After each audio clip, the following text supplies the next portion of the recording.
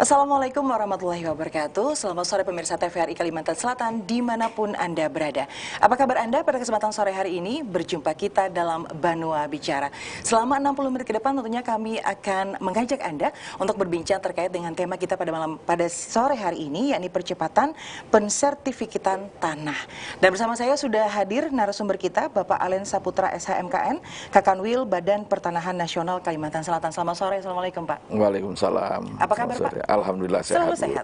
Sehat. Sehat. Sama. Dan di samping Pak Alen juga hadir Ibu Dr. Hajah Yulia Kamarianti SHM HUM. Beliau merupakan akademisi. Selamat sore Bu, Assalamualaikum.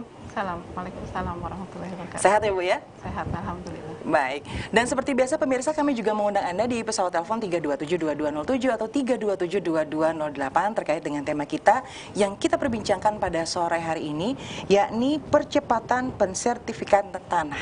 Dan langsung saja saya ke Ibu Yulia terlebih dahulu.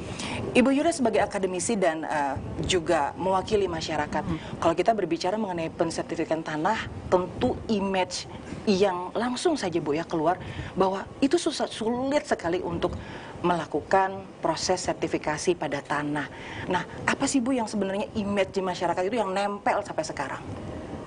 Pertama mungkin ya tadi masalah di pikiran mereka itu ribet urusannya. Kemudian karena kesibukan juga mungkin ya harus pikiran mereka bolak-balik menunggu waktu lama proses, kemudian pada waktu pengukuran apa segala macam sampai keluarnya terbitnya sertifikat. Nah kemudian juga sebenarnya faktor kebutuhan mereka akan sertifikat itu, misalnya mereka ini diturunkan juga kepada anak-anaknya, jadi tidak perlu surat sertifikat orang di kampung tahu aja ini milik saya, nanti diwariskan kepada anak-anak saya. Nah itu hal-hal seperti itu, tapi memang seharusnya dari dulu memang sepertinya memang tingkat pendaftaran tanah untuk mensertifikatkan tanah itu mungkin tidak sampai 50% ya Pak ya perkembangannya. Karena ketika dulu awal-awal saya ngajar menjadi asisten Bapak Dr. Haji Abdurrahman SHMH yang almarhum Hakim Agung itu, dulu itu juga 40%, 50% juga. Mungkin itu karena faktor peralihan hak atas tanah ya, pemeliharaan data tanah. Nah itu mungkin menyebabkan yang sehingga prosentasenya itu mungkin agak lambat ya meningkatnya itu. Nah, jadi itu mungkin. Jadi memang stigma ataupun pola pikir masyarakat yang masih Bu ya mempengaruhi bahwa memang ya, sulit kecuali mereka membutuhkan sertifikat itu, misalnya ternyata di daerah itu nanti akan diadakan pengadaan tanah, ada untuk pembangunan kepentingan umum, misalnya kayak kemarin pembangunan bandara. Nah itu orang rame itu, lalu muncul ada yang ya spekulan tanah lah. Nah, padahal masyarakat nggak ngerti di situ bakalan akan dibangun proyek besar misalnya, lalu dibeli merasa mahal, lalu mereka jual, tapi ternyata mau dibikin fasilitas bandara ternyata lebih mahal lagi, lalu mereka kadang menyesal atau apa segala macam. Lalu mungkin kalau ada proyek-proyek swasta ya yang proyek-proyek perkebunan kayak di Kalimantan Selatan kan sekarang lagi rame perkebunan kelapa sawit. Nah itu juga masyarakat ada yang khusus yang perusahaan inti ataupun mereka yang akan menjadi plasma. Nah biasanya mereka baru berpikir untuk mensertifikatkan tanah supaya nilai kompensasi atau ganti rugi dari perusahaan itu tinggi ya. Nah jadi mungkin hal-hal seperti itu. Jadi faktor kesadaran bahwa sertifikat tanah itu penting bagi mereka untuk menjamin kepastian hukum itu memang tidak 100% dirasakan oleh masyarakat kepastian hukumnya itu bagi mereka. Jadi makanya mereka tidak mendaftarkan tanahnya. Mungkin juga selain pola pikir yang begitu sulitnya ketika melakukan sertifikat tanah ya Bu ya. Tapi juga tadi kata Ibu bahwa memang ketika sudah perlu baru dicari. Nah, itu dia. Baik, saya ke Pak Alen. Pak Alen, kalau kita berbicara dari 2018 Pak ya, pemerintah nasional tentu saja Presiden gencar sekali untuk melakukan sertifikat atas tanah bagi seluruh rakyat di seluruh Indonesia. Bahkan kemarin ya Pak ya, kita di Kalimantan Selatan itu juga secara daring, meskipun di tengah pandemi, tapi tetap dilaksanakan untuk penyerahan sertifikat tanah kepada ribuan masyarakat di Kalimantan Selatan. Nah, kalau tadi berbicara mengenai image yang masih melekat di masyarakat kita, bahwa masyarakat tidak mau ribet, masyarakat ketika ada perlunya baru melakukan pendaftaran sertifikat tanahnya. Nah, sampai saat ini Pak, untuk data di Kalimantan Selatan sudah berapa banyak Pak Alen yang sudah tersertifikasi tanahnya? Kalau untuk data seluruh Kalimantan Selatan itu maksimal baru sekitar 300-400 ribu untuk seluruh Kalimantan. Sedangkan data di kita seluruh Kalimantan itu bidang tanahnya hampir sekitar 2 jutaan. Berarti belum sampai ya 30-40% itu baru sertifikat tanah. Nah, kalau memang betul kata Ibu Yulia tadi bahwa dulunya memang image masyarakat itu susah ngurus sertifikat, itu wajar. Memang dulu kan program pemerintah itu bahwa pendaftaran tanah itu memang kewajiban pemerintah, tetapi pemerintah belum menggapai rakyat. Tetapi sekarang sudah berbalik. Sekarang ini malah pemerintah yang mendekatkan diri kepada rakyat. Kita sejak tahun 2018 itu Pak Jokowi sudah memberikan program ke kita PTSL, pendaftaran tanah sistematis lengkap. Berarti semua bidang tanah di Indonesia seluruhnya harus kita daftarkan. Nah, khusus untuk Kalimantan Selatan, itu tidak lagi masyarakat yang datang ke BPN, tetapi BPN sekarang sudah mencoba mendekatkan diri kepada masyarakat yang ada. Jadi mudah-mudahan ya namanya untuk merubah image itu tidak gampang, tidak semudah membalik telapak tangan. Ya mudah-mudahanlah dengan pelan-pelan kita akan edukasi masyarakat kita, mudah-mudahan elit-elit politik kita akan lebih care terhadap saudara-saudara kita, sehingga nantinya image yang tadinya susah itu akan kita hilangkan. Ya. Kalau baru 40% saja Pak ya di Kalimantan Selatan, artinya masih banyak lagi sebenarnya yang tanah-tanah yang ada belum bersertifikat. Itu apakah daerah perkotaan, apakah perdesaan Pak Alen? Ya, yang paling banyak itu daerah pedesaan. Karena kalau daerah perkotaan masyarakatnya sudah lebih peduli, karena dia sudah untuk kepentingan bisnis, untuk jaminan kepastian hukum, mereka sudah lebih care lah terhadap kepemilikan tanah. Kalau dulu Pak Alen kita mendengar akrab di telinga kita Prona sebutannya Pak ya, dan itu gratis. Kalau sekarang PTSL, nah apakah sama Pak program itu dengan Prona yang dulu dikesankan gratis, lalu masyarakat berbondong-bondong nih untuk mendaftarkan. Meskipun juga masih banyak stigma di masyarakat bahwa sulit sekali ketika melakukan pendaftaran terhadap sertifikat. Bagaimana Pak Alen? Dengan PTSL ini sebenarnya sama dengan Prona, tetapi dengan PTSL ini lebih gencar lagi BPN untuk mendekatkan diri ke masyarakat. Kalau Prona dulu BPN menunggu, jadi mereka menunggu dari kelurahan mendaftar ke BPN baru dijatah. Paling-paling jatahnya masing-masing kelurahan 200, kadang-kadang hanya 70. Nah, tetapi sekarang itu bisa sampai ribuan untuk satu kelurahan. Nah, ini mudah-mudahan harapan kami masyarakat dapat memanfaatkan kesempatan ini, karena kesempatan ini kita targetkan sampai 2024. Setelah 2024, masyarakat berkewajiban untuk mendaftarkan sendiri dan harus dengan biaya sendiri. Makanya kita harap mudah-mudahan masyarakat Kalimantan Selatan dapat memanfaatkan program ini. Ya. Sampai 2024, setelah 2024 masyarakat akan membayar Pak ya? Iya, akan dikenakan biaya jadi sendiri. Jadi kesempatan sebenarnya masih cukup panjang masih ya bagi masyarakat kita. Dan ini harus dipergunakan dengan sebaik-baiknya kesempatan ini. Kalau untuk tahun ini Pak, sudah kemarin baru saja diberikan secara daring Pak ya, di seluruh Kalimantan Selatan, yang paling banyak juga kemarin di beberapa kabupaten Pak ya di Kalimantan Selatan. Nah, tahun ini sudah berapa banyak Pak kembali diserahkan sertifikat tanah? Tahun ini sudah 60.000. Target kita 100.000 untuk pensertifikatan tahun ini. Bahkan kalau memang masih ada masyarakat, kita masih untuk tahun ini karena bantuan World Bank itu bisa sampai Februari masih bisa mensertifikatkan. Jadi masyarakat masih kita data sampai Februari. Memang kendalanya kebanyakan masyarakat kita ini mereka masih ada rasa kekhawatiran bahwa sertifikatnya tidak akan jadi. Padahal sudah ada jaminan bahwa Februari akan kita bagikan semua sertifikat-sertifikat yang ada itu. Jadi sudah ada jaminan, tinggal masyarakat saja lagi yang langsung mendaftarkan. Lalu Pak, kalau kita saat ini yang paling dimudahkan kembali adalah kita dengar dengan sistem online untuk pendaftarannya. Online yang seperti apa Pak yang dimudahkan untuk pendaftaran tanah? Kalau online itu sebenarnya belum untuk pendaftaran tanah, hanya untuk pengurusan informasi pertanahan seperti balik nama, hak tanggungan, pengecekan kembali sertifikat, itu yang kita permudah. Tetapi kalau untuk pendaftaran pertama kita belum bisa online, masalahnya kita harus berhadapan langsung dengan masyarakat karena harus mengadakan pengukuran, harus mengecek lokasinya, jadi itu yang belum bisa online. Tetapi untuk penyerahan surat menyuratnya sudah bisa online. Jadi masyarakat cukup me-WA nanti melalui kepala desa atau ada koordinator di masing-masing desa itu, mereka cukup WA fotokopi datanya saja, setelah itu dikirim ke BPN. Pada saat sertifikat nanti, kalau mereka belum mau menyerahkan, pada saat penyerahan sertifikat, baru penyerahan surat-surat aslinya. Jadi sudah jauh lebih dipermudah sekarang ini. Iya.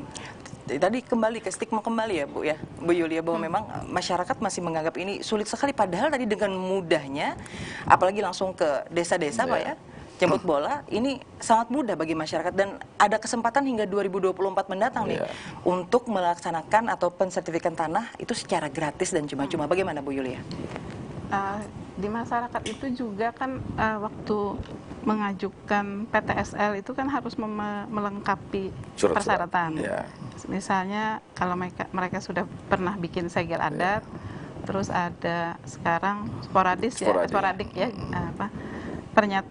surat pernyataan bukti penguasaan atas tanah. Nah, dalam hal ini saya kebetulan beberapa kali membimbing mahasiswa skripsi yang terkait dengan antara segel, sporadik, sertifikat. Nah, sporadik itu kan diketahui ya. Jadi kan pernyataan dari si pemilik tanah dan diketahui oleh kepala desa. Nah, hubungannya antara sporadik itu apakah karena itu unsur pemerintahan saja?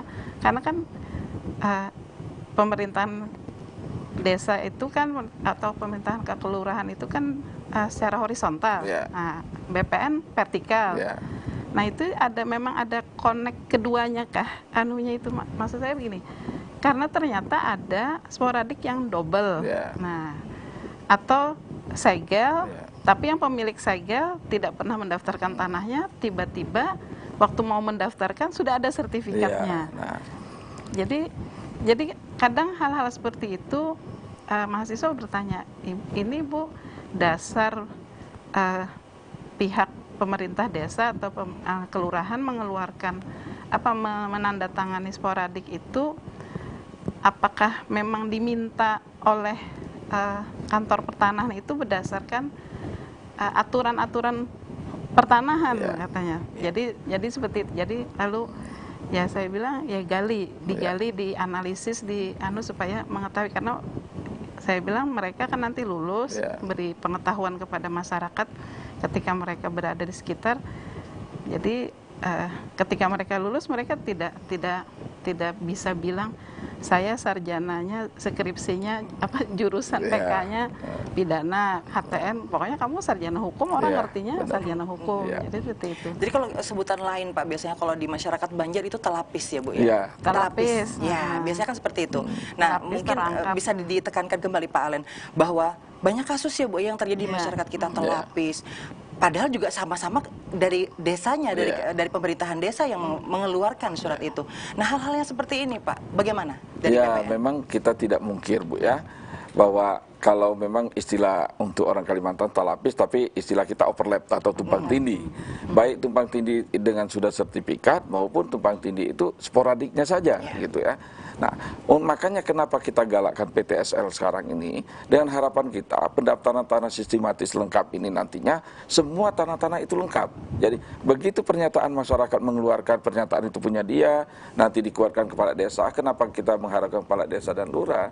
Harapan kita karena organisasi terkecil itu ada di kelurahan dan kepala desa yang lebih memahami kepemilikan dan adat-adat istiadat di sekitarnya. Itu harapan kita. Jadi kalau mereka sebenarnya ada langkah-langkahnya, tidak semua harus sertifikat Bu. kita ambil juga tanah-tanah yang tidak mau sertifikat pun kita data. Nah, kalau sudah terdata di BPN, itu tidak akan terjadi lagi overlap, tidak akan terjadi lagi terlapis sporadik. Karena nantinya, kalau memang sudah tanah-tanah itu terdata, desa-desa akan kita berikan peta. Jadi setiap kali desa atau kelurahan mau mengeluarkan sporadik baru, dia akan melihat, oh ternyata tanah ini dulunya punya si A. Nah, nanti kalau misalnya orang lain yang meminta, dia tidak akan mengeluarkan. Nah, kalau misalnya orang lain itu mengaku, oh itu punya saya, pasti akan dimusyawarahkan dulu dengan pemilik lamanya. Kenapa tercatat atas nama pemilik lamanya? Apakah dulu pernah jual beli, bisa hibah dari orang tuanya, anak-anak yang tidak tahu kan bisa begitu. Ya, dihibahkan ke orang lain, anak-anak tidak tahu, begitu anak-anak membuka surat menyurat, ada fotokopi yang lama, dia mohon kembali. Ini banyak sekali terjadi. Kenapa kami sangat bersemangat sekali menggali sama-sama dengan pemerintah daerah, harapan kita nantinya semua tanah-tanah itu terdata. Ya baik itu dia mereka mau sertifikat atau tidak, harapan kami masyarakat cukup fotokopinya aja diserahkan ke BPN. Tidak mau fotokopi cukup WA saja ke BPN. Sebegitu mudahnya sebenarnya Pak Alen. Tapi ini yang banyak belum diketahui masyarakat mungkin Pak ya? Sebenarnya bukan tidak diketahui, cuman masyarakat dulunya, saya pernah menggali juga ke masyarakat, kenapa sih kok ke masyarakat ada yang tidak mau memberikan fotokopi. Mereka itu pernah trauma juga. Karena zaman dahulu itu pernah ada cerita dari masyarakat, mereka dikumpulkan surat menyuratnya, tanahnya, sertifikatnya tidak jadi, tahu-tahu suratnya diambil oleh pihak lain. Itu yang trauma masyarakat. Ini yang harus kami berikan edukasi ke masyarakat kembali untuk meyakinkan masyarakat bahwa surat ini benar-benar sampai ke BPN. Nah, bagaimana membuktikannya itu? Ya, pertama sertifikat, yang kedua kalau mereka tidak mau, kami akan keluarkan gambar bahwa memang tanah ini terdaftar pada dia dan suratnya tetap ada pada mereka. Itu yang akan kami buat. Ini juga untuk tidak adanya calo Pak ya, celah di sana. Ini jaminan juga nih kepada masyarakat kita. Kalau memang, kan kami sudah langsung mendekatkan diri ke masyarakat, berarti akan memutus rantai calo itu.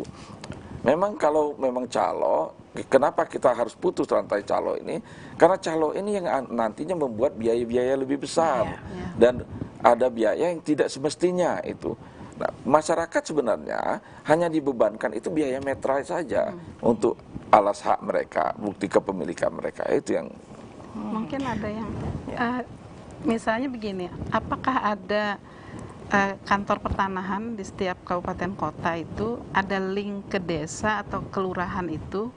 Jadi desa kan menyetujui menandatangani sporadik itu, lalu diarsipkan di buku, lalu fotokopi satu umpamanya. Nah, apakah itu ada yang daftar yang ada di desa itu diserahkan ke kantor pertanahan? Saya pernah mengusulkan tuh waktu penyuluhan hukum di Anjir, Muara. Kita bilang, enggak ada Bu, kami ya sudah kami simpan. Nanti kepala desa ganti, buku itu dibawa kepala desa. Nah, makanya lalu putus. Lalu mungkin saja, jadi yang kepala desa yang baru, mereka kan tidak tahu. Nah, jadi mungkin itu juga faktor yang tumpang tindih tadi ya. Ya, itulah makanya kenapa harapan kami bahwa nantinya didata semua. Jadi kalau sudah terdata mau tidak mau pasti ada link dari kita, otomatis link. Bahkan kami itu nanti rencananya kalau sudah terdata nanti online, masyarakat bisa membuka sendiri. Jadi kepala-kepala desa nanti bisa membuka, kalau orang mau mohon tanah bisa dibuka oleh mereka. Nanti melalui program kita sebenarnya sudah ada, Sentuh Tanahku sudah ada. Itu gunanya untuk mempermudah masyarakat nanti melihat, oh tanah saya sudah terdaftar, sudah sertifikat atau belum. Terus, oh sudah pernah ada yang mohon lagi nggak?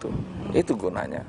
Dan itu bisa diakses secara online Pak ya? Sudah bisa diakses secara online. Apalagi misalnya 40% tadi yang ada di Kalimantan Selatan, sekarang sudah tinggal klik saja. Kalau misalnya ditawarkan tanah, mau beli tanah, langsung diklik. Ini benar apa tidak? Apakah sebelumnya sudah ada pemiliknya apa tidak? Itu berarti sudah langsung diakses secara online. Pak, kalau tadi program PTSL Pak yang digalakkan oleh Presiden Joko Widodo. Nah, ada program apa lagi nih Pak yang terus digenjot oleh pemerintah pusat terkait dengan sertifikat tanah ini? Sebenarnya banyak program dari pusat itu. Seperti redistribusi, itu pembagian tanah Bu ya ke masyarakat yang tidak punya.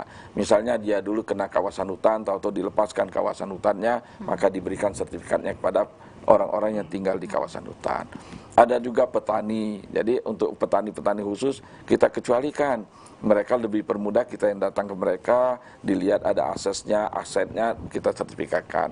Begitu juga dengan nelayan. Ada juga transmigrasi kan untuk dari Kalimantan banyak itu. Jadi banyak sekali program kita itu termasuk UKM yang kita sedang, termasuk juga bahkan tanah pemerintah sekarang ini yang kita galakkan untuk disertifikatkan. Contohnya mungkin TVRI juga baru ya sertifikatnya. Baru Pak. Itu. Jadi itulah gunanya. Sekarang ini semua aset kan harus terdata. Semua tidak hanya masyarakat, pemerintah pun sekarang ini syarat untuk WTP harus terdata juga asetnya. Nah, makanya kita mempermudah, semua lini kita permudah sekarang untuk sertifikat. Karena yang kebutuhan itu dulu masyarakat yang butuh, tapi kalau sekarang negara yang hadir ke masyarakat, itu harapan kita nantinya. Kalau berbicara terkait, kalau tadi rakyat Pak ya dengan PTSL, ini juga ternyata baru kita juga tahu nih Pak, bahwa milik negara pun ternyata masih banyak juga nih Bu Yulia yang belum tersertifikat tanah. Salah satunya TVRI yang baru saja juga Pak tersertifikat tanahnya. Nah, apa sih Pak, sepenting apa sih Pak sebenarnya kalau masyarakat jelas itu sangat penting ketika mereka tadi ya Bu ya, banyak kasus yang terjadi pada akhirnya. Lalu kalau untuk pemerintah seperti apa Pak? Sebenarnya pemerintah lebih penting daripada masyarakat. Kenapa saya bilang lebih penting? Aset pemerintah itu asetnya banyak. Contoh jalan aja kita ambil sampelnya. Jalan itu kita tidak tahu batas mana sih milik pemerintah. Kalau suatu saat mau pelebaran jalan, diukur kembali dan dibayar kembali, ternyata itu merupakan aset, itu sudah statusnya sudah korupsi, merugikan keuangan negara. Itu hal simpel. Nah, belum lagi kita lihat pengembang ke pengembang yang dulunya harusnya sudah diserahkan ke pemerintah. Nah, itu aset yang hilang itu. Nah, banyak akibatnya tidak diserahkan ke pemerintah, tahu-tahu dibangun lagi oleh pengembangnya. Kan merugikan pemerintah. Nah, begitu juga belum aset-aset pemerintah yang tidak dikelola, akhirnya dikelola oleh masyarakat, BPN tidak tahu, disertifikatkan atas nama yang mengelola. Hilanglah aset pemerintah. Jadi begitu banyak, begitu pentingnya aset-aset pemerintah itu untuk disertifikatkan. Bagaimana Pak kalau umpamanya, jadi kita pernah di Sungai Alang ya Pak ya, Sungai Alang, Kabupaten Kecamatan Karangintang. Di sana masyarakatnya kan mau mensertifikatkan karena mereka sudah turun-temurun mengerjakan tanah itu dari agraria ya, untuk pertanian. Ternyata ketika mau mengurus sertifikat ke kantor BPN Kabupaten Banjar, ternyata yang sudah mereka kerjakan itu sudah merupakan dikuasai oleh pihak TNI AD. Jadi lalu kemarin itu kita juga penyuluhan hukum di sana, di bagian hukum perdata Fakultas Hukum Universitas Mangkurat. Kami tidak bisa Bu, padahal kami tidak pernah, ya itu dari pedatuan tidak ada seorang pun dari keluarga kami, dari luar keluarga kami menyentuh tanah itu. Kenapa tiba-tiba kami tidak bisa katanya? Ya, jadi ya mungkin saya bilang kita ini kan karena faktor dulu juga ya Pak, karena Belanda memang tidak mengakui tanah adat individual dan komunal ya, tidak disurati oleh pemerintah Hindia Belanda. Lalu berakibat sampai jadi tanah-tanah yang masyarakat adat yang secara tanah adat individual, terus mereka juga tidak tahu aturan konversi hak atas tanah. Jadi mereka tidak mendaftarkan. Jadi tapi tanah itu tetap mereka kuasai, tetap dikerjakan. Tapi ketika masuk misalnya perusahaan dengan mengantongi izin lokasi, izin lokasi dengan HGU, lalu mereka ya bahasanya ternganga ya. Nah, karena mereka karena mereka merasa itu milik mereka karena turun temurun itu. Nah, ini banyak di wilayah kita ini ya Pak masih. Iya, nah inilah dulunya zaman Belanda kan domain Bu. Semua tanah milik negara. Nah, dulunya pada saat transisi antara Belanda ke Indonesia, aset-aset itu kebanyakan akhirnya terdata, yaitu masuk TNI, masuk Angkatan Udara. Nah, terhadap aset-aset yang sudah terjadi seperti ini, itu mau tidak mau karena namanya sudah aset negara, ya berarti harus penyelesaiannya instansi yang memiliki. Karena BPN tidak bisa mencampuri aset yang sudah dimiliki oleh pihak lain itu. Paling-paling BPN hanya bisa memusyawarahkan. Itu juga kalau ada kesepakatan para pihak itu. Nah, termasuk juga adanya pembebasan tanah, tahu-tahu sudah sertifikat hagi orang lain. Nah, itulah kenapa kami mendata semua tanah-tanah itu, harapan nantinya kalau misalnya ada pengusaha turun, tahu-tahu mereka beli, salah beli. Nah, kita kan udah tahu data yang awal loh punya si A. Kenapa tahu-tahu pembebasan dia dari si B? Nah, itu kita bisa hindari nih. Nah, itulah kenapa nantinya yang saya paling khawatirkan kalau sekarang belum terlalu. Yang saya khawatirkan nantinya mafia bermain, Bu. Kalau mafia bermain, itu kita tidak tahu bahwa tanah itu kita duduk di rumah tenang-tenang, begitu suatu saat sudah perkara di pengadilan. Nah, kita tidak tahu sendiri. Nah, itu mafia yang berbahaya. Nah, tetapi kalau itu tanahnya sudah terdaftar di BPN, sudah terdaftar, pada saat mereka sidang pengadilan, BPN biasanya saksi. BPN akan bisa mengatakan bahwa data di kami punya si ini, bukan punya si ini. Itu makanya sebenarnya sangat banyak sekali manfaatnya bagi masyarakat kita. Nah, bagaimana sekarang ini, mari kita bersama-sama gitu, membangun dan menggerakkan masyarakat kita, membangunkan mereka dari tidur nyenyak mereka selama ini, itu loh. Jadi sudah saatnya nih masyarakat lebih memahami lagi Pak ya betapa pentingnya meskipun hanya dalam bentuk lembaran kertas saja, tapi ini nih yang akan menjamin mereka ke depannya tidak hanya di zaman kita tapi juga anak cucu juga akan terlindungi dengan baik seperti itu. Baik, kami masih mengundang pemirsa di pesawat telepon 3272207 atau 3272208 terkait dengan tema kita percepatan pensertifikatan tanah. Nah, mungkin bagi Anda yang masih bingung seperti apa untuk proses PTSL yang saat ini tengah gencar dilakukan oleh pemerintah pusat dan khususnya juga BPN Kalimantan Selatan, langsung saja bersama dengan Pak Alen Saputra SHMKN, Kakanwil Badan Pertanahan Nasional Kalimantan Selatan, dan Ibu Dr. Hajah Yulia Kamarianti SHM Hum, akademisi dari Universitas Lampung Mangkurat. Baik Pak, kalau tadi ada 40% Pak ya persentase di Kalimantan Selatan dari tahun 2017 Pak Alen sampai dengan saat ini. Paling banyak Pak yang dikeluarkan oleh BPN itu boleh kita petakan Pak ya, di daerah mana saja Pak? Ya pasti yang paling banyak ya di daerah Banjarmasin. Ya, karena Banjarmasin orangnya sudah lebih care dan lebih maju.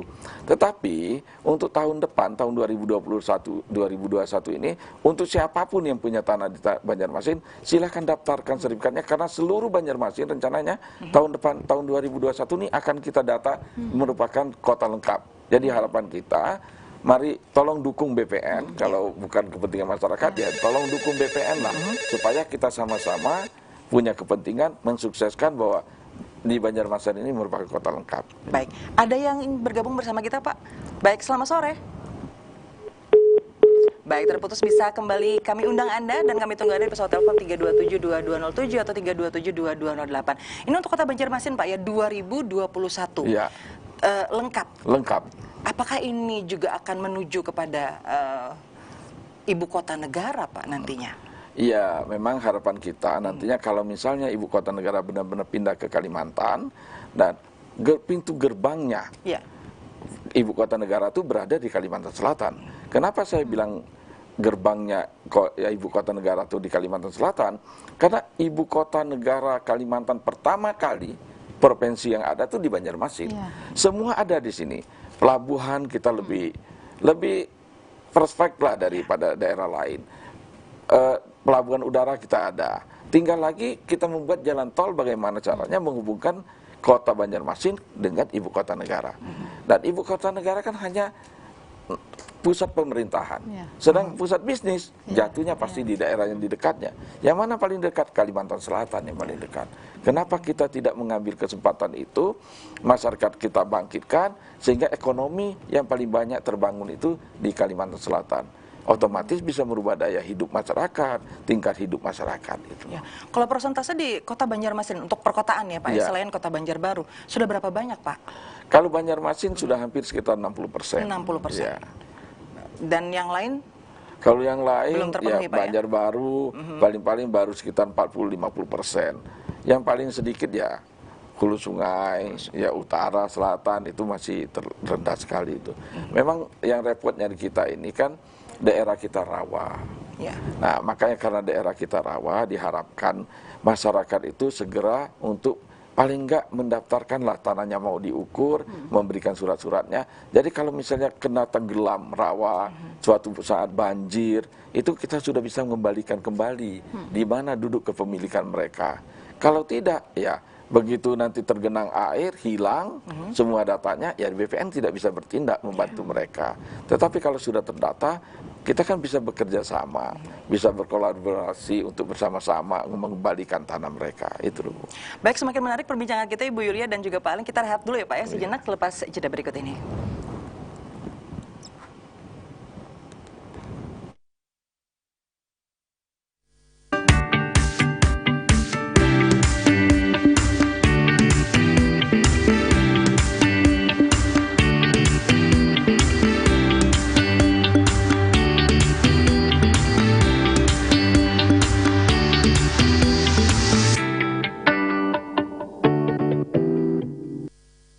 Aduh, sebel deh. Mau main di luar rumah tidak boleh.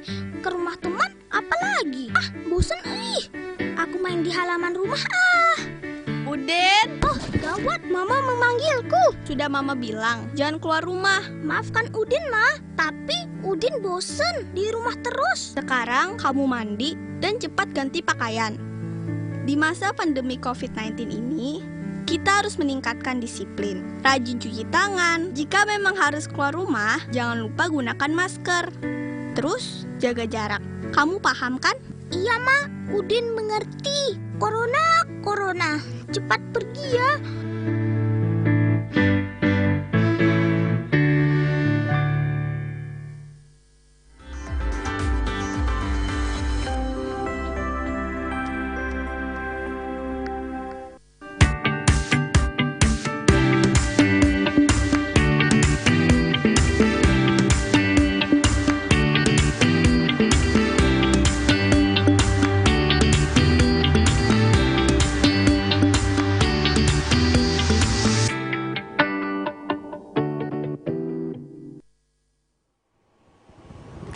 Selamat sore, masih bergabung bersama kami dalam Banua Bicara dan masih dengan tema yang kita perbincangkan sore hari ini, yakni percepatan pensertifikan tanah. Masih bersama dengan Bapak Alen Saputra SHMKN, Kakanwil Badan Pertanahan Nasional Kalimantan Selatan, dan juga Ibu Dr. Hajah Yulia Kamarianti SHM Hum, akademisi dari Universitas Lambung Mangkurat Banjarmasin. Masih dengan tema yang menarik kita perbincangkan sore hari ini, kami juga undang Anda untuk bergabung di 3272207 atau 3272208. Kalau tadi di awal Pak Alen ada menyinggung nih terkait dengan BPN itu tugasnya adalah mensertifikat tanah gitu Pak ya. Tapi ujung-ujungnya ke sini kok ada UKM disinggung juga di dalamnya. Apa sih Pak korelasi antara sertifikat tanah dan juga untuk usaha kecil masyarakat? Iya. Jadi sejak tahun 2018 Presiden mengeluarkan reforma agraria. Di reforma agraria itu BPN tidak hanya mensertifikatkan tanah saja, tetapi di samping memberikan sertifikat, kami juga mencarikan akses ke mereka. Bagaimana mereka berusaha, bagaimana harus mereka pelatihan, kita hubungkan. Misalnya seperti kemarin kita di Batola. Di Batola itu ada usaha masyarakat penanaman nanas. Nah, di sana kita sertifikatkan tanahnya, kita hubungkan dengan usaha UKM lainnya, dan kita latih mereka bagaimana cara nanas ditingkatkan menjadi dodol, terus nanas ditingkatkan jadi makanan lainnya, dan bahkan pada saat pemasarannya juga kita latih. Nah, kita kemarin waktu di Car Free Day, kita latih mereka bagaimana berdagang di Car Free Day. Nah, setelah berdagang di Car Free Day, ternyata banyak saran dari masyarakat, ternyata mereka karena masih tradisional, mereka belum mencantumkan email mereka, belum mencantumkan nomor telepon mereka. Nah, dengan begitu mereka ada perubahan, dan dengan begitu mereka mencantumkan email sehingga gampang, Bu.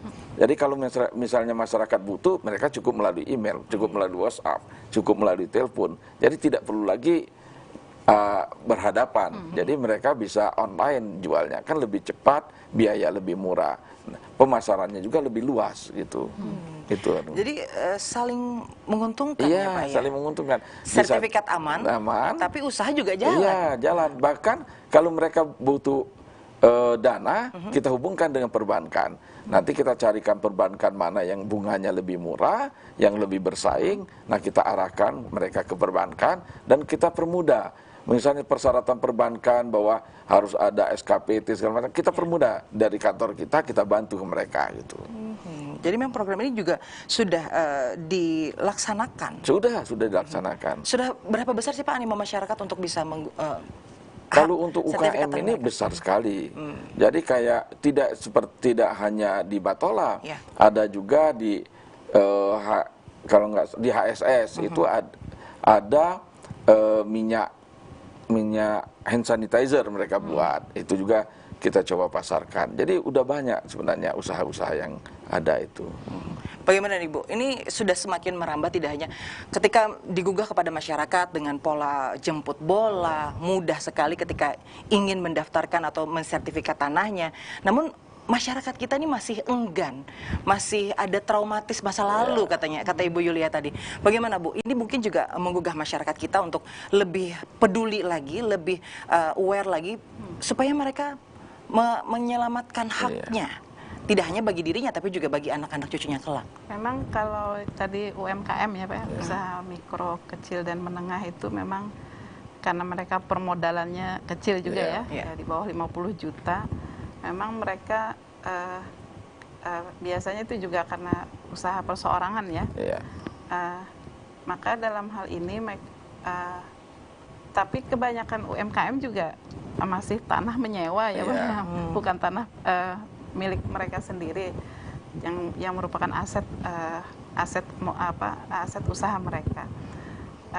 Jadi ini sangat bagus sekali ada dari kantor pertanahan untuk menggalakkan mensertifikati tanah-tanah UMKM. Kemudian juga misalnya Pak, kalau PT kemudian badan usaha yang lain ya Pak ya, CP, PT, firma, kemudian juga yayasan. Nah misalnya kita seperti yayasan itu kan bergerak di bidang sosial, kemanusiaan dan keagamaan. Nah di sini kan dari sertifikat yang dikeluarkan itu kan sertifikat HGB kan Pak, bukan hak milik. Nah kalau umpamanya karena itu benar-benar untuk kegiatan sosial Pak, tidak komersil, apakah bisa diberikan SHM Pak? Jadi kalau untuk yayasan memang HGB, tetapi ada yayasan yang ditunjuk oleh Menteri Agraria itu bisa hak milik. Jadi kalau memang yayasan itu benar-benar bergerak di bidang sosial, dia bisa mengusulkan Bu, bisa mengusulkan melalui Kanwil, bisa nanti Kanwil meneruskan ke pusat, nanti akan keluar penunjukan suatu yayasan menjadi bisa pemegang sebagai hak milik. Itu udah banyak Bu, yayasan-yayasan yang dapat memegang hak milik.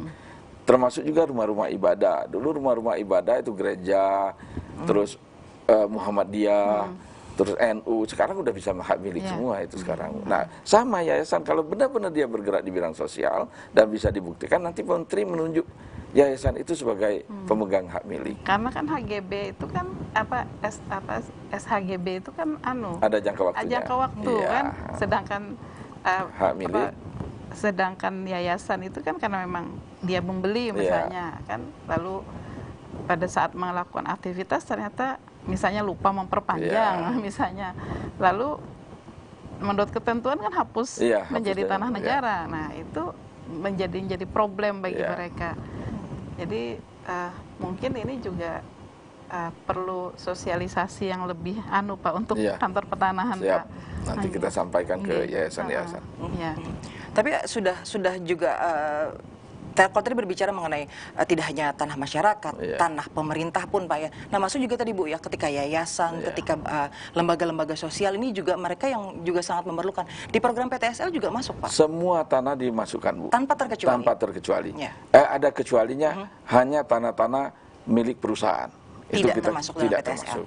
Tapi kan ini untuk yang pendaftaran tanah pertama kali ya Pak ya? Iya, bukan pemeliharaan bukan data. Untuk pemeliharaan data. Pemeliharaan data itu maksudnya misalnya jual beli, terus hibah, nah itu tidak termasuk. Kalau ini PTSL ini khusus yang belum sertifikat. Belum sama sekali. Belum sama sekali. Belum sama sekali. Prosentasenya masih kecil kalau untuk Kalimantan Selatan, namun juga ini masih panjang waktunya hingga 2024. Nah, kalau tadi dengan UKM, dengan yang lainnya juga ternyata banyak Pak ya, multiplier efeknya yang didapatkan oleh masyarakat dengan hanya satu lembar kertas, tapi ternyata banyak sekali nih manfaatnya untuk masyarakat. Selain itu Pak, apalagi yang dipermudah oleh BPN? Sebenarnya banyak sekali program-program BPN ini untuk mempermudah masyarakat. Nah, tinggal lagi bagaimana kerjasama.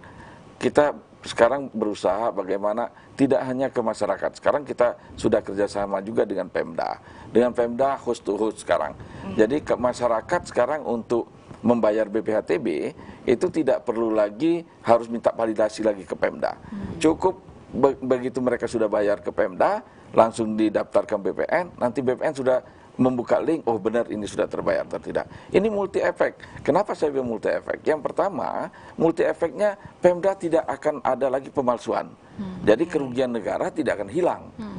Bisa aja orang memalsukan seolah-olah sudah terbayar atau belum terbayar. Untung Pemda di sana.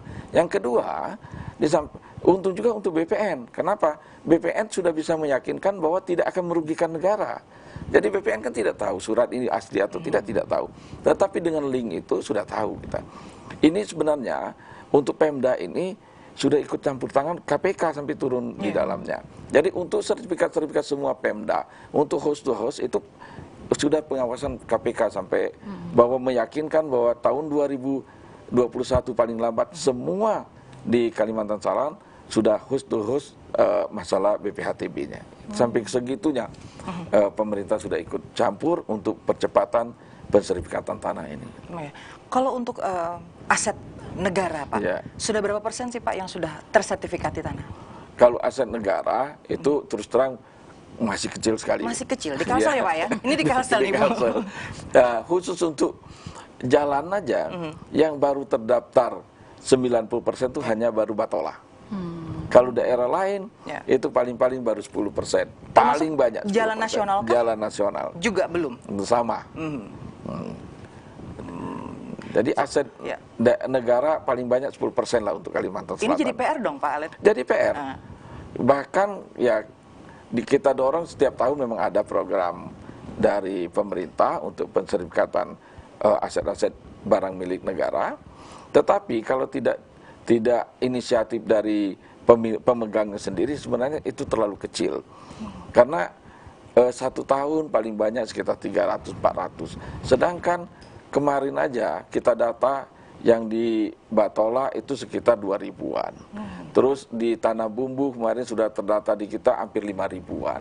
Jadi kapan selesainya kalau tidak ikut dari pemerintah daerahnya yang berinisiatif itu. Berarti kecil, sangat aneh ya Pak ya? Sangat minim. Sangat minim. Kepedulian. Apakah mereka tidak mengetahui atau malas nih Pak untuk ngurusnya untuk aset negara? Sebenarnya bukan tidak mengetahui, tetapi karena dulunya surat-suratnya kan tidak ada. Susah mereka berganti, orang tidak tahu tanahnya di mana, terus suratnya dasarnya apa. Tetapi kita BPN sudah mempermudah sekarang. Kalau memang aset itu sudah dikuasai oleh pemerintah, baik pemerintah daerah ataupun pemerintah pusat, cukup surat pernyataan di mereka bahwa sudah dikuasai, kita akan sertifikatkan itu. Semudah itu, Bu Yulia. Bagaimana Bu Yulia? Ini juga terkait tidak hanya nih ketika masyarakat untuk tanahnya, tapi juga aset ini juga ternyata masih kecil Bu Yulia. Bagaimana Bu? Saya menyoroti, kita kan banyak sungai-sungai kecil Pak, yang sungai-sungai itu pada waktu dulu masih bisa dilewati jukung-jukung itu ya, yang dari Pasar Terapung terus ke jukung-jukung sungai-sungai kecil itu. Nah sekarang saya melihat ada beberapa daerah ketika lewat sungai itu sudah tambah bangunan masyarakat. Nah misalnya masyarakat itu kan tidak punya sertifikat lalu mengajukan. Nah itu kantor pertanahan bagaimana mengukur apakah sungai itu termasuk, kan karena mereka pasti mereka mengajukan karena mereka sudah membangun dapur misalnya, jemuran di sana, lalu mereka dihitung luasan saya ini. Jadi nanti kalau sertifikatnya keluar luasannya seperti itu. Nah jadi saya merasa miris juga karena itu sungai kan, dan itu akan berdampak pendangkalan kan. Nah nanti pada suatu waktu tentu akan banjir ya. Nah jadi merugikan mereka juga sebenarnya. Dan juga yang menurut hukum agama ya Pak ya, itu kan bukan hak mereka Iya. ya sebenarnya. Jadi itu bagaimana kantor pertanahan untuk mensertifikasi tanah-tanah yang mereka ajukan itu? Ini memang buat si malakama, Bu. Iya. Tapi tantangan juga Pak Alen, Iya, ya. untuk daerah-daerah Iya. pinggiran sungai ini. Jadi kita biasanya mensertifikatkan tanahnya yang benar-benar tanah. Iya. Jadi kalau untuk yang masih di sungai enggak kita Oh, iya. sertifikatkan. Dan itu juga ada sungai besar dan sungai kecil. Kalau sungai kecil masihlah kita toleransi. Tetapi kalau sungai-sungai besar itu biasanya kita lihat dulu pada kan ada abrasinya. Itu karena aturan kita begitu kena abrasi hilang itu. Sertifikatnya udah nggak berlaku lagi. Jadi mereka harus mempertahankan bagaimana tanahnya supaya tidak abrasi. Nah, itu. Masuk yang musnah itu ya? Iya, termasuk tanah musnah gitu ya. Kalau tanah musnah ya hilang, Iya. sertifikatnya sudah dianggap musnah, tidak berlaku lagi. Tapi kalau separuh Pak? Kalau masih ada separuh kan? ya berapa yang ada kita Oh. pertahankan. Ya. Yang sudah musnah ya kita musnahkan. Gitu. Itu kan banyak di daerah Sungai Kindau, Iya. yang Pangeran, Kuin itu kan. Iya. Makanya harusnya pemerintah juga, pemilik sungai, Iya. baik pemerintah pusat atau pemerintah daerah, sekarang sudah ada aturannya bahwa sungai itu bisa disertifikatkan. Tetapi yang Itu mensertifikatkan juga menjadi aset ya Pak? iya aset, Bu. Karena kalau tidak, kan lama-lama sungai itu hilang. Iya. Iya. Iya, kita lihat aja sungai. Banyak bangunan Bu ya kalau Nah, sekarang. iya. Contohnya Ciliwung Jakarta kan lama-lama hilang tuh. Nah, itulah kenapa akhirnya banjir di mana-mana. Ya. Nah, termasuk juga di Kalimantan Selatan. Saya perhatikan kan di sini katanya 1000 sungai. Iya. Harusnya tidak ada banjirnya Ya. Iya. dengan 1000 sungai gitu. Tapi kenyataannya kita lihat sekarang udah mulai. Gitu. Nah, makanya harapan kita supaya siapapun pemilik sungai, baik pemerintah pusat maupun pemerintah daerah, mari kita sama-sama sertifikatkan itu. Hingga saat ini, anu, meskipun kita sebagai kota sungai, tidak ada yang tersertifikasi Pak sungai-sungai Kayaknya kita? belum ada. Belum ada. kayak di Sungai Kerokan itu Pak. Iya. Sungai Kerokan itu kan dibangun Jepang ya untuk mengatasi banjir, nembus ke Sungai Jalan Sutoyo S itu tembus ke ke Sungai Barito ya, Trisakti. Nah sekarang itu sudah tertutup itu, Iya. sudah ada, tapi bangunan pemerintah malah kan. Nah, SPBU di dekat tower PDAM di Jalan Sutoyo S, Jalan Haji Japri Jam-Jam itu kan Sungai Kerokan dulu. Saya cerita bapak saya ya, Iya. dibangun Jepang supaya tidak banjir daerah itu. Tapi sekarang ternyata sudah ditutup, ada bangunan-bangunan. Nah jadi memang ya kita juga sih Iya. yang melakukannya ya. Jadi kembali kepada masyarakat, sebenarnya kesadaran masyarakat kita harus penting ya Pak Alen Iya. ya. Masyarakat itu tidak masyarakat saja, Iya. tapi pemerintah Iya. juga. Pemerintahnya yang Iya. harus, karena ketika masyarakatnya sudah mulai kesadarannya meninggi dengan mensertifikasi tanahnya, tapi ternyata pemerintah juga masih banyak juga nih PR-nya Iya. seperti itu. Nah ini yang juga harus, ini juga jadi tantangan menurut saya tadi Pak Alen, bahwa memang ternyata ketika masyarakat sudah mulai tinggi kesadaran, tapi satu sisi juga pemerintah pun Iya. dengan aset-aset yang ternyata masih kecil sekali Pak ya, mendaftarkan aset-aset mereka untuk sertifikat di BPN. Nah tantangan ini seperti apa Pak? Apalagi 2024 mereka ini harus digenjot nih oleh BPN Iya. supaya mereka semuanya aman, bahkan juga dalam melaksanakan tugas ataupun juga dengan pertanggungjawaban kepada negara itu juga aman nantinya. Iya. Sebenarnya kalau untuk pemerintah pusat di JKN setiap tahun, Bu, setiap tahun sekarang ada program kerjasama dengan BPN, semua aset-aset itu disertifikatkan. Target dari kalau yang pemerintah pusat malah target mereka itu nantinya sekitar tahun 2022-2023 sudah semua terdata. Lebih cepat daripada Lebih cepat. PTSL Iya, yang rakyat. Ya, yang rakyat. Karena kalau yang punya pemerintah pusat kan gampang, Bu. Jalan-jalan yang jalan-jalan protokol. Nah, yang paling problem itu nanti adalah pemerintah daerah. Karena pemerintah daerah itu termasuk gang-gang juga harus mereka sertifikatkan. Bahkan harusnya aset-aset yang semakin hari semakin banyak itu adalah pengembang-pengembang. Karena pengembang kan harus ada fasilitas umumnya. Nah, fasilitas umum itu harusnya dikejar oleh Pemda untuk diserahkan ke pemerintah daerah. Kalau tidak nanti banyak aset-aset yang harus diserahkan itu malah dibangun kembali, bahkan dijual kembali oleh developernya, karena menganggap itu masih aset mereka itu nanti. Nah, itu yang harapan kami, makanya pemerintah daerah juga mulai care sama-sama dengan BPN, mari kita data. Paling enggak kalau belum belum sempat mensertifikatkan, pendataan dulu lah. Mari kita data supaya semuanya terpeta di kita, sehingga kalau misalnya ada pengembang nakal, itu nanti bisa kita hindari. Gitu.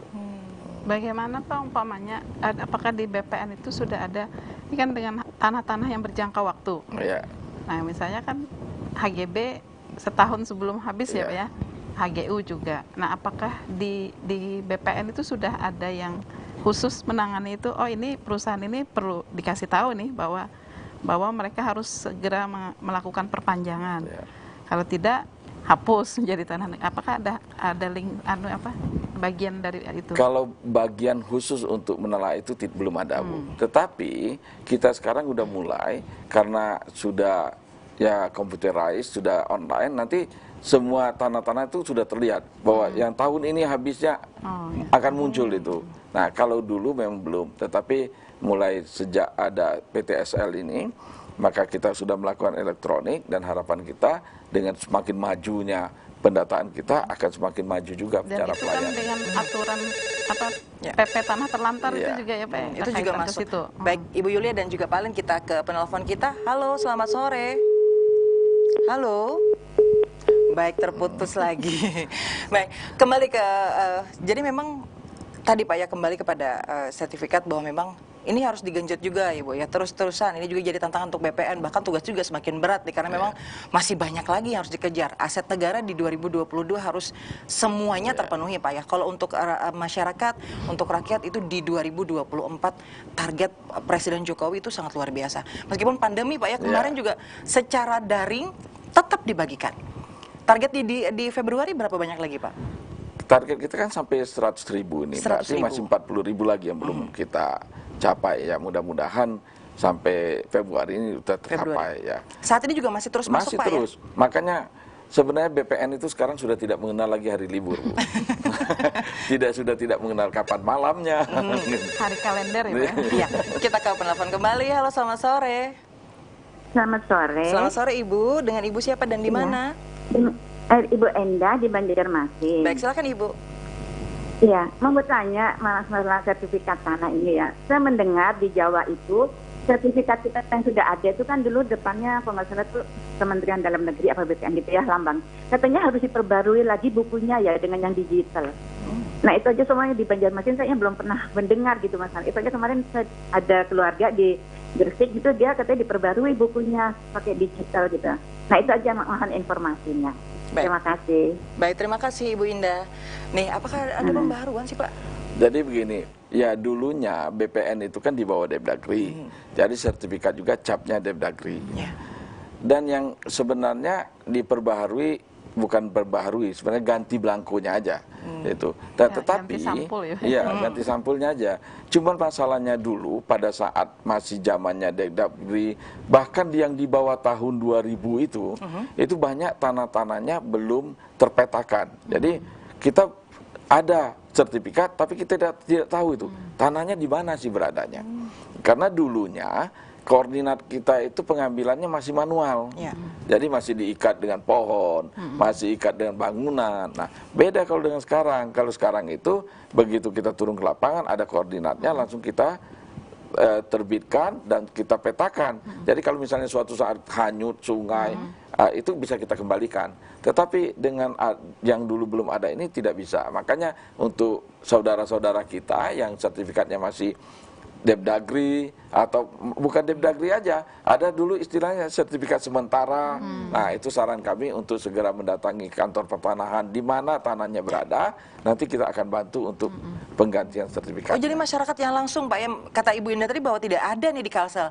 Tapi ada Pak, ada. Ya? Boleh dengan datang langsung. Iya, boleh datang langsung tuh. Dengan membawa yang ada, nanti akan digantikan. Iya. Kalau misalnya belum sempat, nanti pada tahun 2021, nanti pada saat ada pendataan seluruh Kalimantan Selatan, tinggal lapor ke RT RW-nya aja.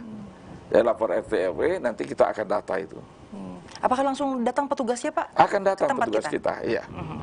Jadi dengan sistem jemput bola tadi Pak ya. Baik Pak Alen dan juga Ibu Lia, di menit terakhir Pak, imbauan kembali kepada masyarakat kita bahwa ternyata untuk melakukan atau memiliki sertifikat tanah itu sangat-sangat mudah. Apalagi sekarang gratis ya Pak ya. Jadi tinggal masyarakat nih mau apa tidak. Silakan Pak. Ya, himbau untuk masyarakat. Yang pertama, tolong jaga tanahnya dengan baik-baik. Tolong manfaatkan dan gunakan tanahnya dengan sebaik-baiknya. Karena kalau tidak dimanfaatkan, orang lain yang memanfaatkan. Itu yang kita takutkan. Nah, yang kedua, tolong jaga juga tanda batasnya. Jangan sampai tanda batasnya dipindahi orang lain. Kalau tanda batasnya pindah, maka tanahnya pasti akan berkurang. Gitu. Yang ketiga, untuk yang belum mau mensertifikatkan, sebaiknya kalau ada petugas minta diukur dulu tanahnya, supaya tanahnya terpetakan, dan serahkanlah fotokopinya ke kantor kami atau melalui WA teman-teman, supaya pada saat nanti ada orang lain yang memohon sudah ketahuan, sehingga tidak dimainkan oleh pihak lain. Gitu loh. Nah, yang keempat, untuk yang sudah sertifikat, tolong dijaga sertifikatnya, jangan dipinjamkan ke sembarang orang. Karena nanti takut saya, ini kejadian di Jawa, mudah-mudahan tidak kejadian di sinilah. Nanti ada itu orang yang minjam sertifikat dikasih dengan 5 juta, sertifikatnya dipinjamkan, tahu-tahu nanti sertifikatnya sudah di bank. Itu banyak kejadian. Nah, harapan kita itu. Dan juga kepada masyarakat untuk jangan hilangkan stigma negatif itu Pak ya. Iya. Karena mudah sekali, Iya. bahkan juga dengan rasa aman, nyaman, bahkan juga untuk masa depan anak cucu kelak ini sangat bermanfaat. Terakhir Ibu Yulia, seperti apa Bu? Yang pasti masyarakat harus menyadari bahwa tanah itu aset mereka, Ya. dan yang akan diturunkan kepada generasi mereka. Jadi mereka paling harus mendaftarkan tanahnya untuk jaminan kepastian hukum, itu dulu yang pasti. Jadi kalau ada yang mau mengaku-ngaku, apa dia sudah pegang, saya punya sertifikat, data saya lengkap di kantor pertanahan, mungkin itu saja. Terakhir kembali Pak, kalau tadi untuk masyarakat Pak ya, jangan sungkan, jangan enggan untuk melakukan sertifikat kepada tanahnya. Untuk aset-aset negara Pak, kembali Pak, diingatkan lagi nih Pak Alen. Ya, kalau untuk yang pemerintah pusat, ya kami harapkan hanya mendukung saja, mendukung pada saat pensertifikatan, karena setiap tahun dianggarkan oleh DJKN untuk menunjukkan batas-batasnya tanah. Nah, khusus untuk pemerintah daerah, kalau memang belum ada anggaran pensertifikatan tanahnya, mari kita sama-sama mendata aja, mendata, hanya menunjukin aja lokasinya. Nanti kami akan tunjuk petugas BPN untuk sama-sama turun, kita akan ambil koordinatnya dulu supaya terdata di BPN dan supaya menghindari nantinya double sertifikatnya, double kepemilikan atau tanahnya diambil oleh pihak lain.